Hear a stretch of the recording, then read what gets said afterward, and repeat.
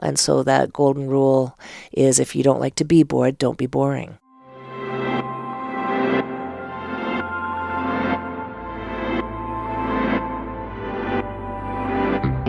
My name is Ben Charland, and you're listening to What on Earth is Going On. My guest this week has been a mentor to me and a mentor to probably thousands of others across Canada and maybe even the world. She's based in Calgary as the artistic associate with One Yellow Rabbit, and her name is Denise Clarke. She's won the Order of Canada for her work at One Yellow Rabbit and as an artist in Calgary, practicing in the theatre and performance for many, many years. It's an honor to bring you this conversation. And we talk about a lot of things in creativity, in performance, in the life of an artist, and of course, beyond that. We talk about social media, and we talk about the meaning of the world as it is today, and why it's important to wander through it, to take a pause, to take a step back, not just as an artist, but as a human being, maybe even as a citizen. Some of the other things that we discuss are the importance of rest and the meaning of ambition. This question, who are you now? We talk about the play that she was directing when we had this conversation, Waiting for Godot by Samuel Beckett. All of this is coming up on this episode of What on Earth is Going On. And if you like this show, please go to the website, whatonearthisgoingon.ca. There you can find links to social media. You can get in touch with me, give me your feedback on this episode or any other. Let me know what you think of the show. And if you like it, go to iTunes or what's now called Apple Podcasts and give it a review, or on any other service from which you get your podcasts. Denise Clarke, welcome to the program. Hi, Ben. I'm so excited and honestly honored to have you here on this show. Oh, come on. No, really, I am. We full disclosure, we know each other from years back. I did the summer lab intensive at One Yellow Rabbit 13 years ago. It was 2005. Yeah. So, wow. Early days. Early days, yeah, because you started the lab in 1997. Yep. Yeah. And then this book that I've got in front of me, The Big Secret Book, An Intense Guide for Creating Performance Theatre, is obviously based in part on your experience over the last 22 years of doing the lab. Yeah. I want to talk about this book. I also want to talk about you as an artist. I want to talk about the work that you're doing. You directed Waiting for Godot, which is on here in Calgary right now. You and your work over the years has been really inspiring for me personally, and I think could be inspiring to the people listening. But Hope before so. we do, I've got... Oh, it will be. Don't worry. Hope you don't get get her off. What is this? She's old and weird. Yeah. What are they, just drinking tea and looking at books in the library? Geez, boring. But I've got a couple questions first. The first question is always, the first question I usually ask is always the same. What on earth is going on? But I got one before that. Okay. And that is, Denise, who are you now? Good one, Ben. Catch me with my own bait. I think what I am is a happily maturing artist, and I don't say late stage artist. I'm 61 years old, and I feel really. Did I just lie? Am I 62? No. If I'm born in 57, You would be, well, it depends what no, time of year were you? I'm 62. Okay. I was like, wait, did I just shave a year off my age? It's that easy, though. You could just say you're 61. No, I'm super proud of my age. You might not believe that after me just shaving a year off. I'm a 62-year-old artist, really, I would say, completely enjoying the benefits of a rigorous attention to my own path, and kind of amazed by how uniquely interesting it is to me still. Because I know I speak with younger colleagues who will say, Dee, I'm tired. I'm really tired. And I think, oh, that I get, but I don't feel it yet. Right. I don't sort of go, I just don't know if I want to keep doing this. I have moments of actual fatigue, I'm working my ass off. But I don't feel overwhelmed by the gig that is life as a working artist. In a way, fatigue enables creativity, because it forces you to be fallow for a moment. That's what I've found. You think? I think that being not, I don't want to be performing on stage, for example, when I'm tired, although sometimes that can make me feel more vulnerable. But I do feel that that being tired is a natural part of the human cycle, that when I've spent myself, that's my body's way of telling me, okay, take a break and get some perspective, take a pause. A pause is something that we don't seem to do enough these days. We seem to be wanting to go and to go and to go and to overcome or ignore exhaustion rather than see it as a signal. But I don't know if you feel the same. What is the role of fatigue or exhaustion, if it has any? No, I think you're bang on there. I am forever cautioning people to remember rest, because I'm pretty good at rest. And I often wonder if that's why I have such a longevity in the game, because I'm really active and I'm really passionately engaged when I am. And then I'm also really good at like blobbing out and kind of doing nothing but walking around and having tea with my friends and cocktails and watching Netflix and reading books and being a real slob, for days on end if I can. Do you think that creativity can sometimes come from that place of being, whether we want to call it lazy or just loose? Yeah, I do. I mean, I think you're right. You need, if you're sort of high-fevered, ambitious all the time, and ambition's that's a kooky word that I think I even mentioned it in there in the book, that it has two smells. One is kind of a nice smell of like engaged curiosity and go-getiveness. And the other smell is kind of unpleasant. You can smell an ambition sometimes and you think, ooh, that's a bit much. And so sometimes when I'm, working with an artist who's maybe a little pongy.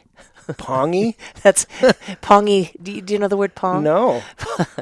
It's a great word. I think it's an old British term. It means like has an odor. Is odoriferous. Oh, okay, yeah. It has a pong. Yeah, I have heard this word, but I never would have. Yeah, I like this. It's a great word. And so if the pong of ambition is on the side of it being, just a bit off, then quite often what is maybe missing is that self-reflection and that ability to sit back and go, okay, who am I now? Right. That's what I was going to say, is that it comes back to that question, who are you now? Why is that question so important? I mean, you reference it in the book several times as the central anxiety or the central pursuit or the central goal or question of the lab. Why is it that question? What is it about that question? Well, I guess it's that, first of all, it's such a great, beautiful, poetic question that seized Blake Brooker, my great colleague for all these years, as a young man, and which he received as a cadeau or a gift from Kirk Miles, the Calgary poet, who's truly also has longevity in the game. And Kirk is a tremendous artist who was an early rabbit, and he had a poem about who are you now, and he used to use it as a greeting, and Blake seized on that and also adapted it as a young guy. And so I would notice him using it with, for instance, all of the nieces and nephews. This is when Blake and I were married and sharing our family. Well, we still share our family, but and he would always say to the little children, who are you now? And then they would go. And I suppose, I love that you asked, is it, that it's a central anxiety? That's kind of a great framing device for that word, for that question, because yeah, I think it keeps you on your toes aesthetically. And I find quite often, and I don't mean to sound like a big old judgmental cow, but sometimes when we're younger, we are so geared to succeed or to keep going and, forward momentum, which of course is a great thing. But we don't understand our own aesthetics. And the lab was a place to explore personal aesthetic. From the very get-go, when I was asked, how do you guys make this work? Why is it like this? What do you do? And I thought maybe I should, design a laboratory to help people play like we do. The main question for me that I distilled as, sitting on a hill for weeks on end going, what would it be? what would it be to have a laboratory was, well, people would need to seize their own aesthetic principles. And because I suddenly was understanding that that was why our work had a very particular flavor, is that we really had grown an aesthetic together, or a series of aesthetic principles that we believed in and cared about, and that we wanted to make evident in our practice. What's an example of a personal aesthetic principle? Like, is it something that I do with my body? Is it a voice? Is it an imaginary? All of those things. What's an example of that? Well, it is all those things. Is it somebody who, if you haven't examined it, you might just have a dynamic quality to your work that is super exciting, but could go towards tedium, could be tedious for your viewer. And because the whole point is in performance theater, there's an exchange.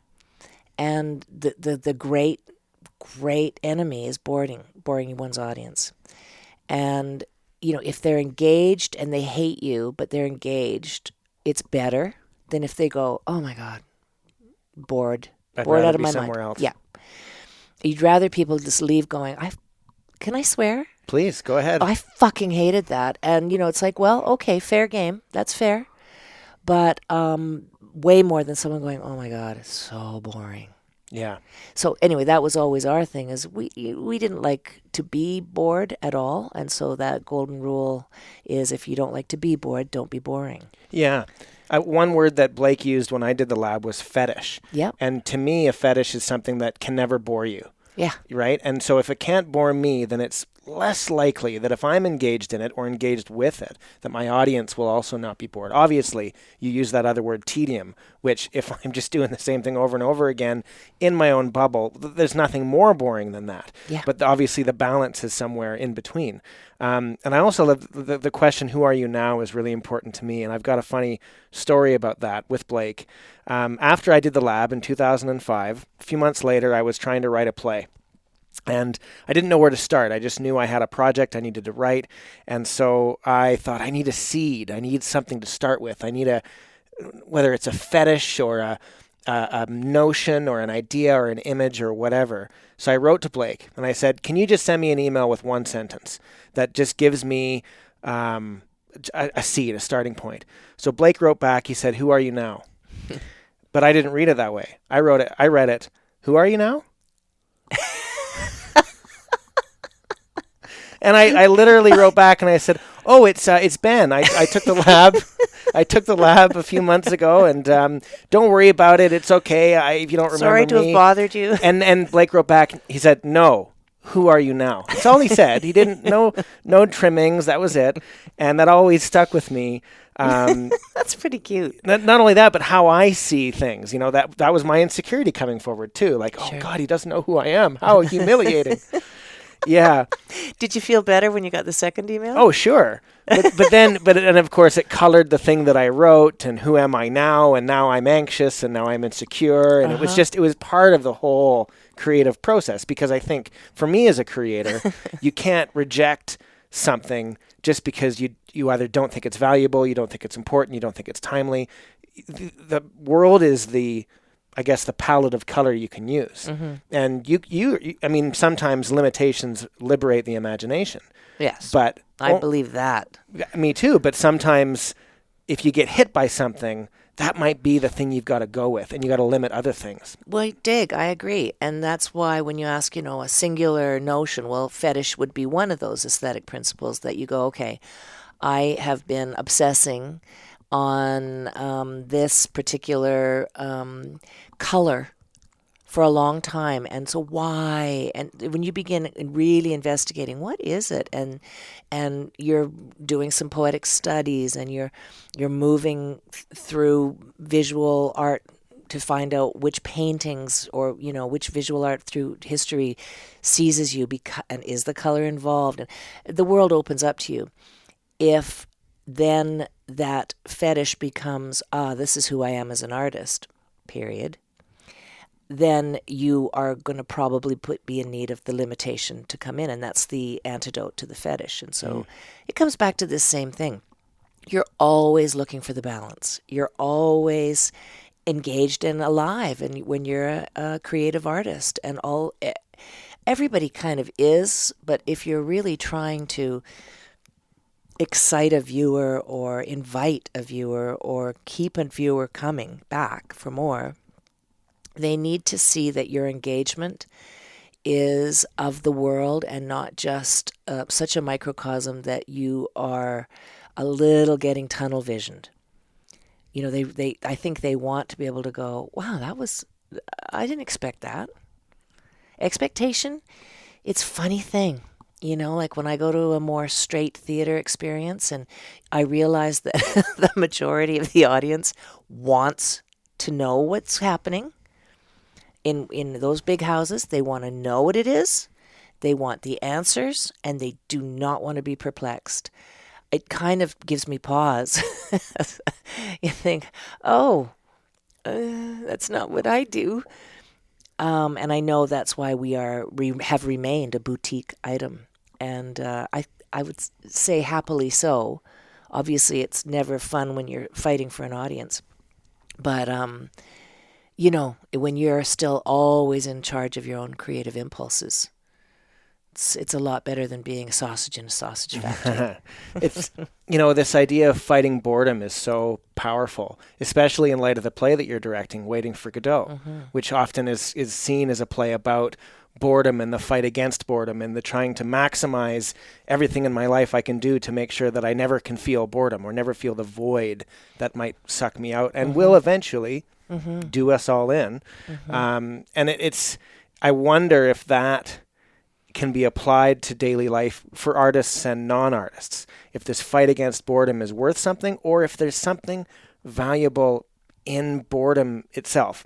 Now, I don't mean to say that we want to bore audiences, but is there something to be said for, it's going back to this idea of taking a pause and saying, I'm just going to sit here for a while and not look at my phone, not take a selfie or not read a book, and maybe just...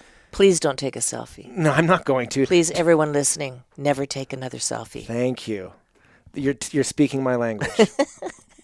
We're snobs. I know. That's what people say to me when I say, oh, why do you have to take pictures of yourself? Can't you make someone else or something else the subject rather than yourself being the subject?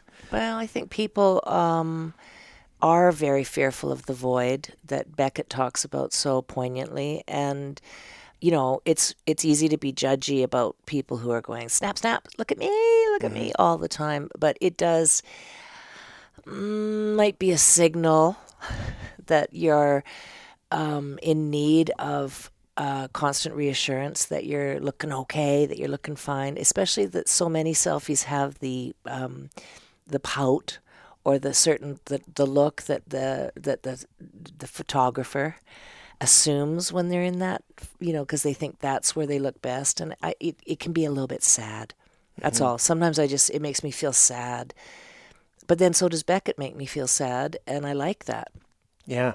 I guess those guys, Vladimir and Estragon, are teetering on the brink, and they actually are sort of meandering in that void and constantly finding ways to cheer themselves up and or accept, in Estragon's case, just to accept that it's just what it is. And Vladimir, I think, spends so much more time really trying to stay engaged. And neither of them seem like the winner or the loser. Right. Beckett's great gift for me is how incredibly compassionate he is and how kind he is. By examining all that and not making a play that was about two assholes, but making it about two really lovable creatures, human beings that you just go, oh. And so your compassion is just opened up in your heart, and he's so heart forward. He's so filled with love and fear and confusion and neuroses, and was so able to bring that to the audience with just so much humor. Well, and for me, when Vladimir or Estragon or even Pozzo or Lucky are an asshole in the play, it's coming from somewhere else. And therefore, those moments are actually when you feel more sad Yeah. Right? Or when I feel more sad, when a character is being mean or negative or being an ass, because I know why, and I know they don't, not necessarily that they don't want to. They can't help it. They can't help it. Yeah. Well, in Potso and Lucky's case, you've got this really sad character in Potso who's also hilarious because he's forever, showing us and performing his privilege. But certainly if you just pay any attention whatsoever to the actual writing, he's very fearful of losing his memory. He's very fearful of how he's doing in the world. I mean, what a self-conscious bit of genius for Beckett to, after one of his very beautiful monologues, ask Estragon and Vladimir, "How did you find me? Good, bad, positively awful?" It's such a great little glimpse into the world of the theater maker or the artist. And it just kills me every time because it's very funny. And what's sadder than somebody saying to you after, how did you think I did on stage? Did you like what I was doing? Yeah. I mean, it's like, oh, you were great, which both of them do.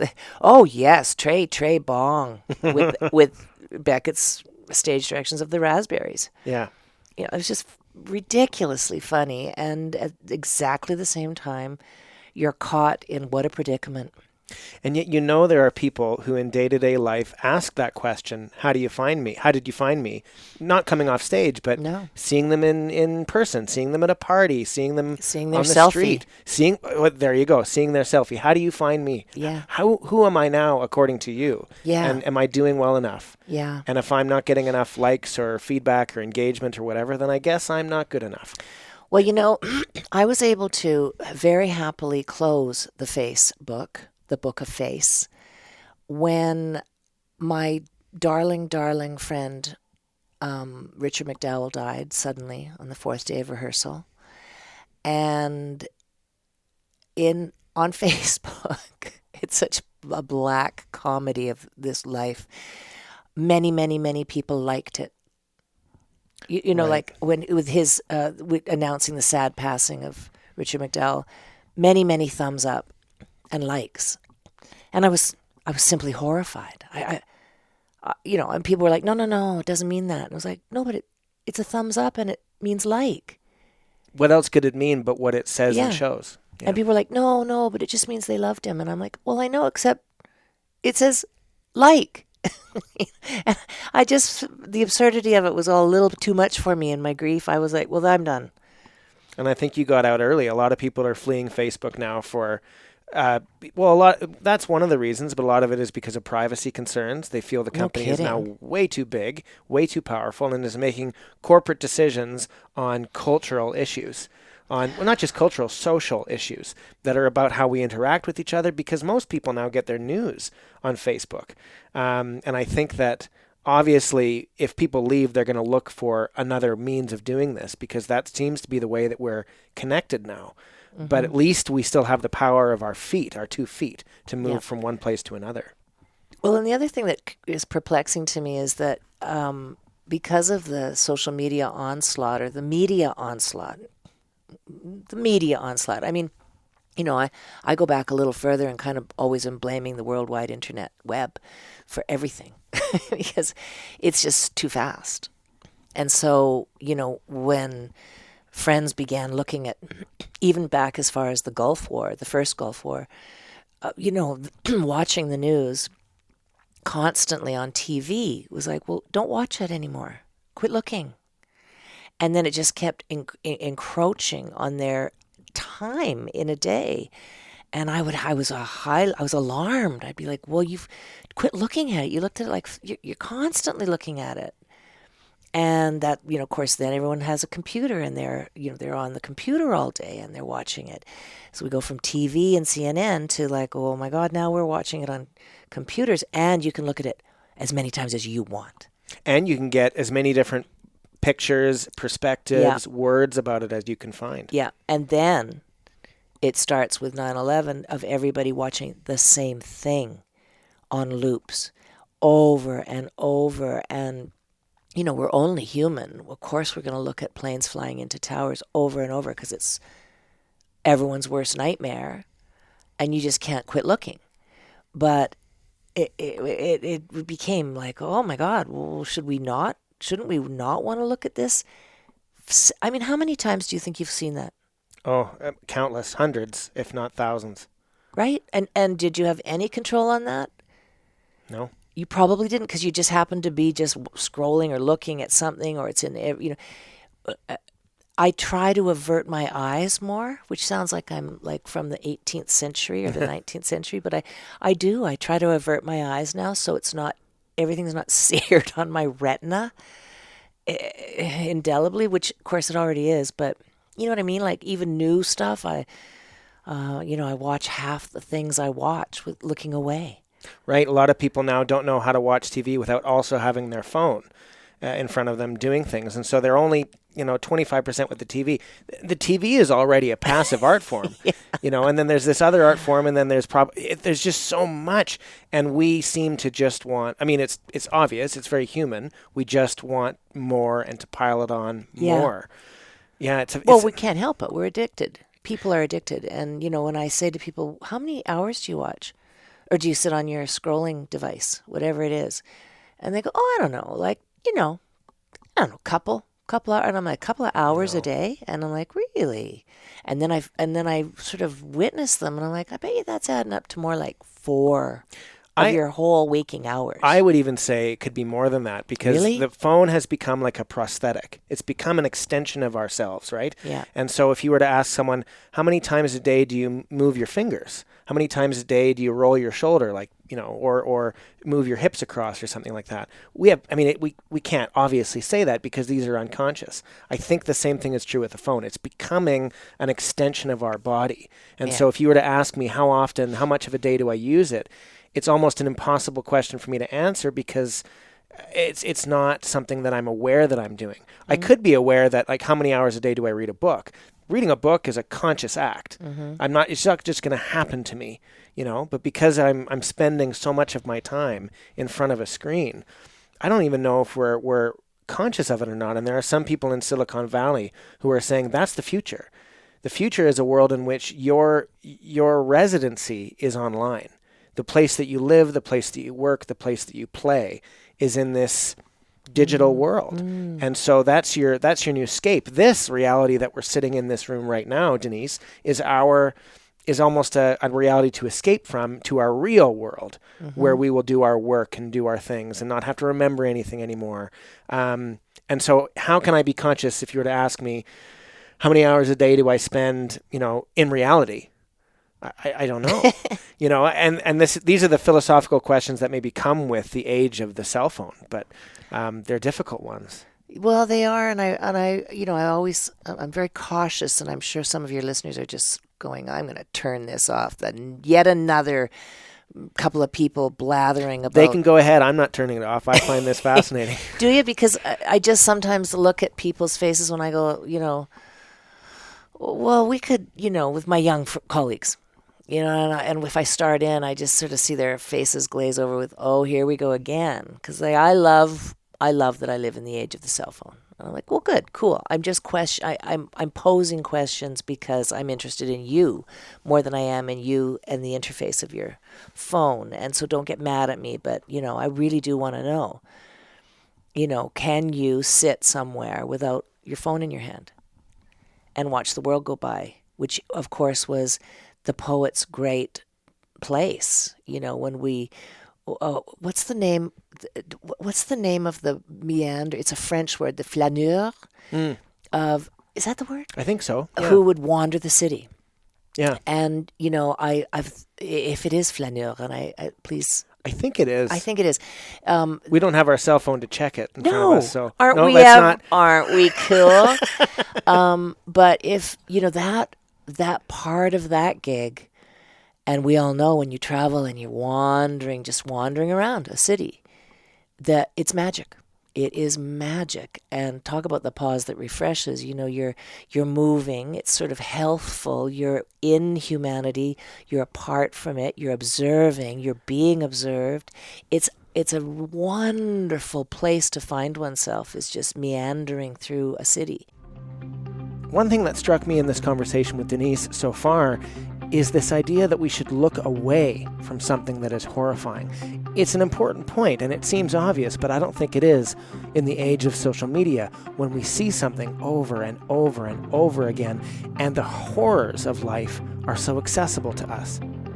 Now, coming up on this episode, we ask a question the second time, what on earth is going on, because I forgot the first time that I asked it. But her answer to it is just as interesting as the first time. All that's coming up on this episode of What on Earth is Going On. I think you're also at the mercy of the city. So here's an example. If I'm looking at my phone and reading an article about Paris, something that just happened in Paris, Paris can't touch me, it can't hurt me, it can't interfere with me. I can turn off that article or that video at any time. If I'm in Paris wandering around, it will happen to me, regardless of my actions, and I can't avoid it. The most I can do is maybe curl up in a cafe somewhere, but then even then, things in the cafe will happen to me. Yeah. And so I think that putting yourself at the mercy of something else, for me as a traveler, has always been very powerful. Mm-hmm. Going to other countries or other cities, to be at the mercy of another ecosystem, at the mercy of another culture that I cannot any longer impose myself on. Again, if I'm reading a book about We can't France, control. I can't control, but what I mean by impose is, if I read a book about France, I can impose myself on the ideas in that book. I don't change the book, but I can alter my perspective of it as much as I want. Yeah. If I'm in that place remains as it is, and I will have to either go with it or be spat out the other side. I don't know. Maybe I'm being too hyperbolic with it, but it feels like being actually somewhere is an unavoidable osmosis that occurs when I'm there. Yeah. Well, it is a heavenly place to find oneself. And, I actually sometimes I just celebrate with such a deep, deep feeling in my heart and soul that I was born in 1957, because my young years, phone and internet free, meant that my first traveling was all by myself. And, when my friends' kids travel now, of course, they text their mums and dads are in charge, in contact with them every single day. Many times, quite often, with their cell phones, texting, just a text, just to go, hey, I'm having fun, or I'm here. And it's wonderful, and I get it. I'm not a parent, but I always knew I would be, probably too deeply a loving a parent. Drive my kids fucking crazy. You'd want it every 5 minutes. Well, I would love it. Because I loved all my nieces and nephews so intensely that I thought, it's probably good. I don't have kids. And I loved not having anything to do with my parents. And I liked my parents a lot. They're great people in many ways. I had no major beef with them, but I loved not being able to even talk to them, except, I'd phone them once a month. You'd be on the road for 3 months and it'd be like, oh, a phone. I got the right coins. I'm going to go somewhere and sit down and do this phone thing in Greece. And it's going to be kind of a big deal. And it's going to I'm going to make a destined call. And sometimes I would have set it up in a letter. I'll phone you on May 15th between these hours. And then, or a boyfriend or a lover or, it was a big deal. And the other side of the coin, too, is that there used to be no expectation that you could call. No. So if you went through the motions of not just sending a postcard, but making a collect call from Greece or something, that's a big deal. Oh, and if my grandmother got a call from me from the other side of the world today, she would rush the call. She would try to go as fast as she could because she would know this is costing a lot of money. I got to get off the phone because this isn't what we do. Yeah. If you were even in the other side of the country, it's probably going to cost money. And that mentality of, no, I don't expect you to call me. Yeah. Let me know when you get back. Yeah. And we live in an age where I think that, it used to be hundreds of years ago, you could go months without talking to somebody because there's no other way for information to travel. Yeah. And then telegrams, and that the changes took place over 50 years, then 10 years. Now it seems that this compression of time between our expectation of being in contact with somebody is getting shorter and shorter, but that shortening is accelerating. Yeah. Right? That's what it feels like. It's the acceleration of our age, where everything is getting faster and Sontag, more. I once saw Susan Sontag in Banff, and that was the theme of her essay. I don't know if she actually wrote about this, but she talked about this very thing, how, we'd gone from understanding time in terms of centuries and the century you were living in to the half century. Then it quickly kind of compressed into the decade. And then, around the 40s, the 50s, the 60s, and then it compressed into the year, and then suddenly we fly to where we are, where everything's just happening so fast. You literally cannot keep up. Well, you can, just as to what we've been on about here, but maybe you can be keeping up a little too intensely. So how do you not get neurotic? Well, some philosophers have argued that you literally can't keep up, that the complexity of human experience today is of an order of magnitude that no human being can comprehend anymore. That the only way we would be able to comprehend it socially is to have an artificial intelligence do it for us. Yeah. For example, financial regulations are so complex now that no human being can keep it all together in their mind. Right? Yeah, which that just does not seem wise to me. It's like, wait, what? Doesn't that seem really stupid? Yeah. Because how are we going to not collapse it all and have a big, huge shit show on our hands? Well, we're going to. And, I'm like, wow, people go, oh, you've really sacrificed to have a life of an artist, because of course you don't make a lot of dough. I mean, my husband Chris Cran and I, we're really lucky because we make a decent living. And I'm never ashamed to admit that on his really seriously excellent years, he's still looking at not hundreds of thousands of dollars. And on my best years, I'm happy to report, and I'm thrilled with this, I make $60,000. And to me, that's like, sweet. Yeah. I mean, sweet. I'm completely happy with $60K. I feel like rich. Yeah. And, when I tell that to my young corporate friends or people on our boards and stuff, because I regularly tell them, because they do, they're hearing about how you don't make a lot of dough. But then they don't really know what that means. And then they tell you that their first year out of college, they got a gig for $70K a year. And I'm like, oh, wow, I've never made $70,000 a year. And they go, really? How much? When I tell them, they're like, really? And I say, yeah. And that's like, that could change at any minute if I don't get 2 or 3 of the same kind of gigs next year. And they're amazed because they're like, you're not alarmed? It's like, no, because it's simple. And because I do understand my finances, they're very simple. I don't have my money wrapped up in what's it called? Investments? Investments, because I don't trust them at all. Would you? Well, I don't think we can. I mean, all of it is risk, and if you can put your money in any kind of category you want. I think some investors have said before that the only risk-free thing you can do is to invest in yourself. The only risk-free thing you can do is to invest in your education, in your mind, in your body, in your health. Yeah. Because there's no risk involved with that. The only risk that's involved is the risk we all have, which is that we're going to die before you get to being healthy. Yeah. But there is risk involved with any other investment of time or money that you can make. And so, of course, trust is then a question of choice. How much do you choose to trust it? Because it's all ephemeral. Yeah. Yeah. And I don't trust it at all anymore. I mean, I got Ponzi'd once, so that cured me of my greed. Right. And, it was so mortifying and so awkward to think. I had to unpick it really carefully. Now, I had been lied to, and I thought I was in a completely legitimate, I had gone to lawyers and everything to say, is this real?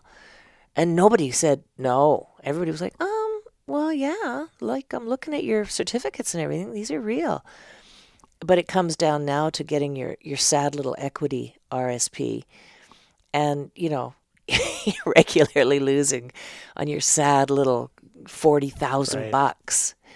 which is, I've cashed it in once in my life. And at the age of 62, I still only have 40,000 in my RSP from equity because I regularly lose $50, $250, $300. I rarely make money. So, you're talking about this in the face of a culture that is obsessed with money or growth or, climbing the ladder of success. And obviously most artists, well, maybe they don't know, but they should know that they're climbing a different ladder, or maybe they're not climbing a ladder at all, that it's not about that. No. But can the it's arts not an remain, industry, it's a pursuit. Right, but at the same time, you're still living in the real world, which costs real money and has real questions about how to live. And so how do we keep the arts separate from that, but still recognize that you have to make a living, you have to live in this world? Well, that's a really great question. I'm forever trying to help people sort that one. And I'm talking about as a mentor, as someone who people, younger colleagues come to and ask questions. And, I certainly don't purport to have the answers. So it's always with a real caveat that I'm answering these questions because I'm certainly no expert, except to say you have an opportunity to live a good life. But you have to reconcile the money thing, which is that you're going to be poverty line. And so it's very easy in today's world of, now there's whole movements afoot to be a tiny home owner and a I always laugh because tiny houses have been apartments. That's Right. what you lived in. You lived in an apartment and it was small and you just didn't have a whole whack of shit. And you maybe you have a shitbox car that got you around for 3-4 years. And that was normal. It's not It's like this normal. was... Still normal. Right, that's right. And to just say to an artist, that's good. It's cool. Like, don't worry about that stuff. You do have to pay your bills. There's nothing more stressful than debt. Doesn't matter who you are. It's horrible. So it's like, you're going to have to reconcile that, and good luck. But you're resourceful. You can have a job in a corporate tower and lose your livelihood one day. They can walk in and go, bye. And your, $500,000 a year job, it's gone. So if you're living at that level, you are hooped. Whereas if you are an artist who's always lived by your wits, you're way ahead of the game. Right. There's a different skill involved there. Oh, yeah. You've always been playing the, okay, I don't need much this month because I've covered my rent and I've done that. And, yes, it can get stressful, and I'm not trying to be a Pollyanna here. I do dig that sometimes it's just fucking awful, and crushing poverty is awful. But if you can reconcile it, if you can go, I really honestly don't want that. I love the way my brother and his wife live. They're not, they're both artists, they're musicians. She's got a job as a teaching aide. He's a luthier. They bought a little tiny, super cool house many years ago, and that's all they want. They don't reno the shit out of it. They like it the way it is. They drive Toyotas for 5 years. They live a good life. Their daughter's fabulous. She had a university education. The expectations weren't stupid and so overblown that they didn't enjoy family life. They eat well. They have just exactly what you need to have a good life. And I don't know. It is easy for me to say, but I'm forever querying, and maybe you can help me out with this. I wonder about my position on this because I am, I guess, to many people, very successful. And so it's like, well, you're so successful. And I always wonder, what do I say? I can't go like, obviously I feel like I made my own success and made my own luck by really focusing on not on the outcomes, but on my actions. And Ben, that I'm a yogic practitioner. I really, really, truly believe in not focusing on the outcome, on focusing on the actions, because the outcome is truly risky. Right. And you could be devastated over and over if all you care about is the outcome. Well, I think, you're talking about success and what does it mean to be successful.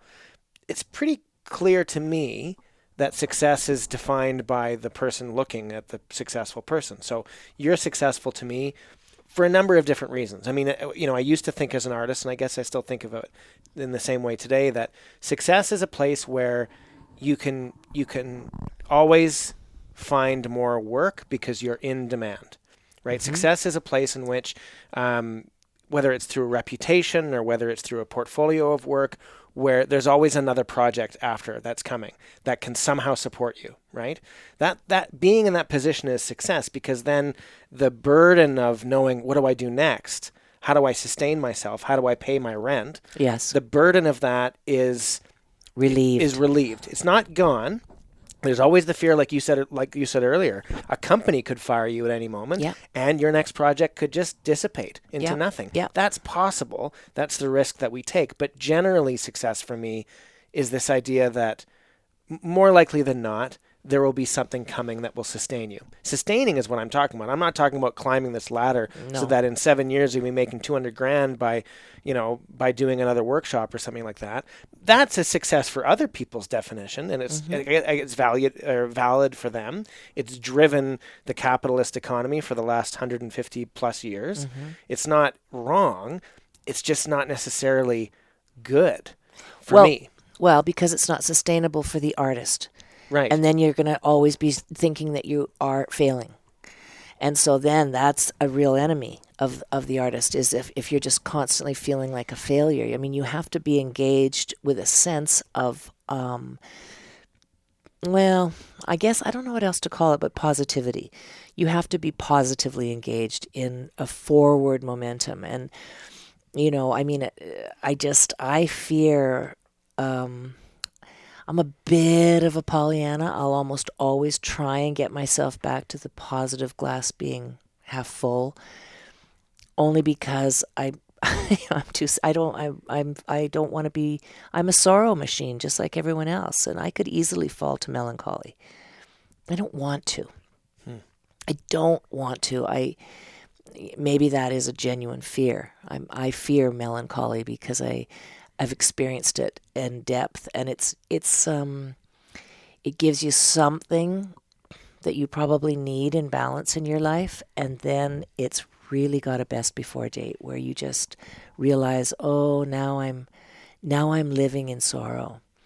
And I just find like that's a true danger. But I like that the notion of sustainability is, of course, one of my definers, and certainly one of One Yellow Rabbit.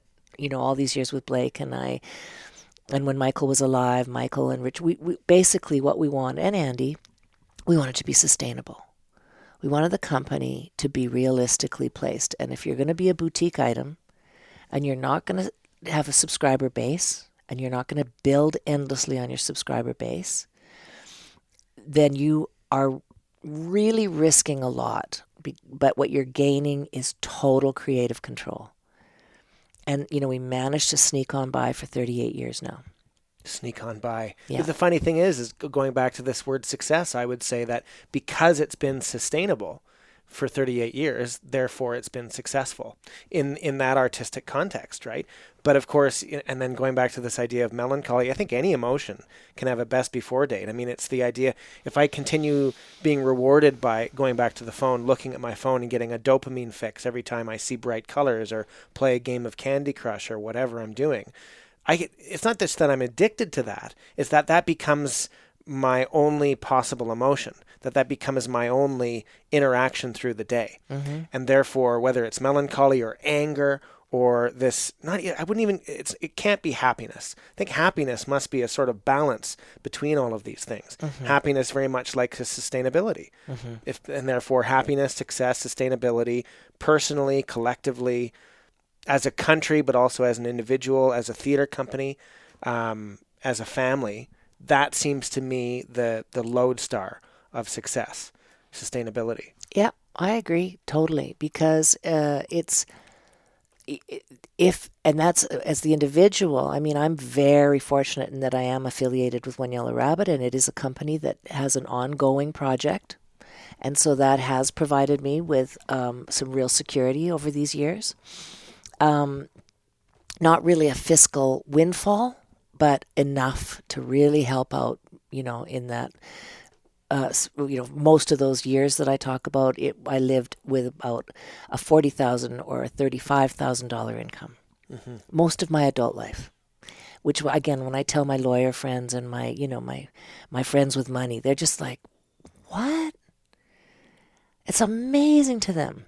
And yet I bet a lot of people who make the kind of money that these people make or more or whatever would look at the things that you've done. For example, you're an Order of Canada winner from 2013. They might trade a lot or all of that fortune for that kind of recognition, because money may be recognition in some circumstances, but it's not necessarily a propellant into doing the next creative thing. And especially if you spend 40 years being a lawyer uncreatively, not to say that all law practice is uncreative. I mean, what are you giving up in order to get that? Yeah, because there's a lot of lawyers are a really interesting band of folks, because so many of them are really intensely creative people. Like I know a lot of lawyers, and I'm always kind of amazed by lawyers, because and I love law shows and stuff on TV, which are the ridiculous version of being a lawyer. But it is so much about money, billables, and how you're doing. And most lawyers aren't kidding around. They're not in it for altruistic reasons.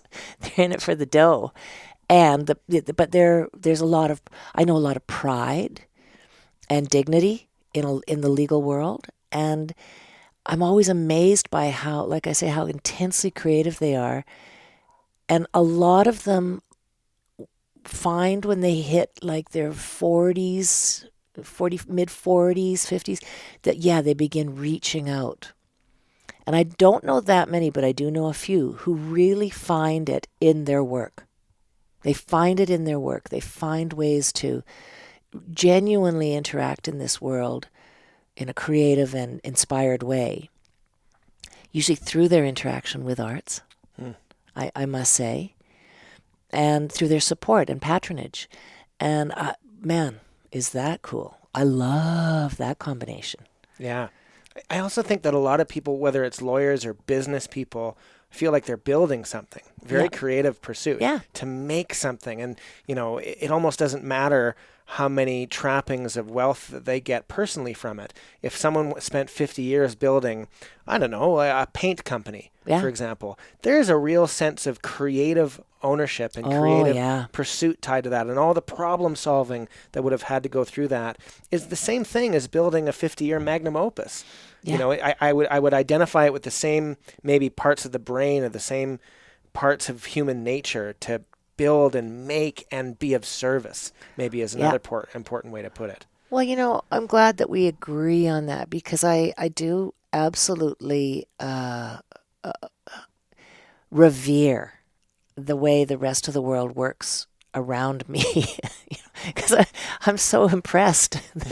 I'm so impressed, for instance, that people can raise children and then they're nice and they're good people. And I'm like, holy shit. Because I know people who have raised kids for 25, 30 years now. Yeah. Yeah, I have 30-year-old friends who I know when they got born. Right. Who I'm like, your mom and dad this was so hard. And they just, raised their kids, did their best, made mistakes, but corrected them.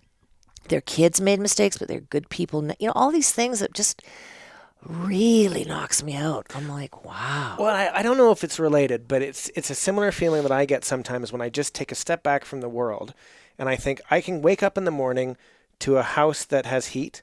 I can turn on the taps and get fresh water that's been cleaned for me. I can then... How about you can flush your toilet? I can flush my toilet to send all of the, literally shit away that I don't have to make me infected with disease. Yeah. I can then make breakfast using often natural gas that's pumped into my house. I mean, this is just the first 5 minutes of my day. All of the wonders of our civilization, I am in awe of it. Sometimes it bothers us. Sometimes traffic is bad. But take a step back and recognize what allows traffic to exist in the first place. And I don't mean to say that it's on the same order as, the raising of a child or human life, but there is a lot of wonder in this world, and it just takes maybe just one step back to notice it for a second. Well, Chris Cran always says the same thing in regards to all of this. He just puts on his sweet little Buddha face and says, it's all nature. Because it is all nature. You would no sooner look at an ant hill and go, yeah, but their ant colony is not nature. You'd go, it's all nature. That's nature. Well, so's all this. And so, in spite of our horror at what we're doing to our planet, it is still all nature. It's in us somewhere. Yeah. And engineering is part of our nature, the same as it is for the ant or the bee colony, or, it's a wonder. It's a wonder. And it's a great antidote for the pain we suffer now as citizens of the globe and our guilt. Because it's like, well, okay, we have to fix it. But so far we're not. Why? Why are we not fixing it? And I go, well, you know what? They're going to harvest all that plastic. That Texas-size island, or however big it is now, of plastic, they're going to harvest it because they're already figuring out how to. Or a bacteria will evolve that can eat it. This is again the Pollyanna streak, right? I go, you can't tell me that human beings aren't going to figure out how to capitalize on that island of plastic. And, that doesn't make it okay. I'm not going, so buy water bottles. Right, of course. Use them. Contribute to the cool. island. Yeah. But, I still go, I'm forever asking everybody, how come you're still using plastic? And they're like, I know. Right. And I go, well, no, I'm just so curious. Is the manager here? I just really want to know, what? How come you're using plastic? And they go, I know. And I'm like, no, that's not. I don't want you to. Answer. Yeah. So I just keep thinking to myself, I guess because it's just nature. People haven't yet gone. It's toppling, and now we have no choice anymore. And I would imagine that's what it's going to have to come to. And our nice natural gas and our nice poo flushing down the toilet is going to come to an end, and then everyone's going to wake the fuck up. But I would imagine we'll probably be able to survive that too. Well, the question I've always thought about this is, will we as a species survive? Probably. Will we as a civilization survive? I don't know. And or as a society, the things that we value, we're sitting in a room now of yours that is surrounded by books. There's a lot in this room that I value individually, including you, obviously, Denise. But thanks, Ben. You're welcome. But there's a lot in this room that may not be possible if we just reduce ourselves to a species. Yeah. A human being 20,000 years ago would not recognize this room as anything at all, let alone anything valuable. So I think they would. I think that they would explore it. But okay, but would they explore it as writing? Would they explore it as? No, but they'd see things and they'd feel things and they'd be looking. It's a great exercise. Yeah. To just look around and go, what would if you were primitive, what the fuck would be going through your mind right now? Going what is everything? But you wouldn't, like an animal, you'd be sniffing and tasting and feeling and fearing and delighting, and it'd be amazing. It's a great exercise, Ben. Let's sell that. I like that. You just actually completely turned my mind around on my own question. I really like that. And with your relentless positivity, the glass is more than half full. I think the glass is overflowing with fluid. A little bit. So my first question now has to be my last question because I didn't actually ask it. Okay. So Denise, for the final few minutes here, and we've kind of already been doing this for the last 55 minutes or whatever, but I'm going to just give you the chance anyways because everyone else gets it. Denise, what on earth is going on? Well, I guess evolving. We're just evolving, I'd like to quote the Desiderata. The universe is unfolding as it should. The Desiderata is really good, by the way. And I had it on my wall as a 15-year-old, and then I went through a decade of being super embarrassed about it, and then one day found it again, my actual parchment desiderata that I'd bought in some head shop in the 70s. And I laughed, and then I read it again and thought, oh, it's very beautiful. Go placidly amidst the noise and haste, and remember what peace there may be in silence. And, that's the thing. I think what's going on is that we are evolving, and it's going to be a shit show on one hand, and then there's all these pockets of true brilliance everywhere you look. Everywhere you look, you're like, wow, that's cool. Holy shit, that's amazing. That's crazy cool. And I don't imagine that's going anywhere soon. And many, many people are discovering, this conversation we had about the media and our cell phones and stuff. It's a big topic. It's everywhere. And I think we're slowly moving towards, wow, what a great habit it would be to develop the ability to be alone and quiet. One of the great texts of our time, the first discovered text, Gilgamesh, the Epic of Gilgamesh, I read one beautiful description that talked about the fact that it was about what happens when a being loses the ability to sit still in a cave. And that's what the Epic of Gilgamesh is, this striving, this trying to understand the end, what it's all about, the existential issues that Gilgamesh is about. Well, what Gilgamesh has always said to me is, do you act or do you refrain? Yeah. And that's the question of life. Do you choose to know, or do you choose to be ignorant? Do I choose to make my life better, or do I choose to let the universe provide, or whatever? Well, and you can also view it in terms of the holy people who would call it, am I a householder, a person of the world, or am I a monk, a nun? Am I someone who's withdrawing into spiritual practice? Because there also is great, great logic and sense to that. Makes a lot of sense why people want to sit very, very still and go deep within and explore that inner space, because there's such...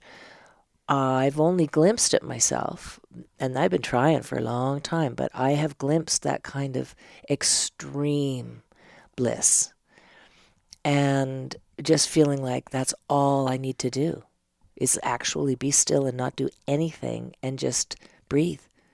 And I'm having an opportunity here, one breath after another, for bliss. And so that's what I think is going on, is I think that the evolving is genuinely all going in that direction. With all the nightmare, because here's the worst thing that could happen: we could all die, and we're all going to.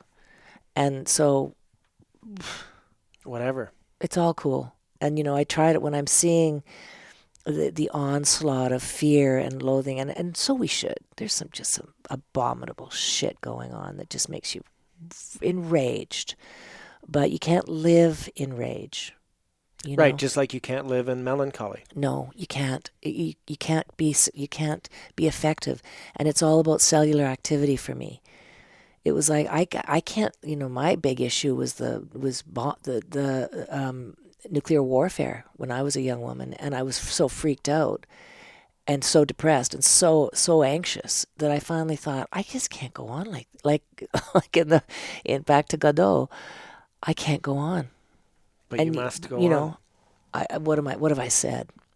I can't go on. I'll go on. Beckett, because we have to go on.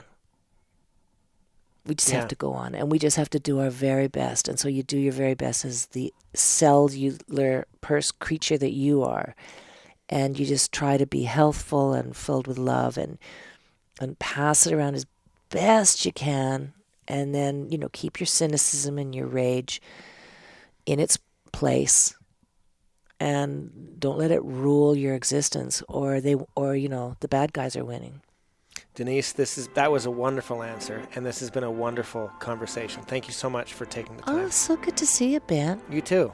Glad you're not a sausage in a sausage factory.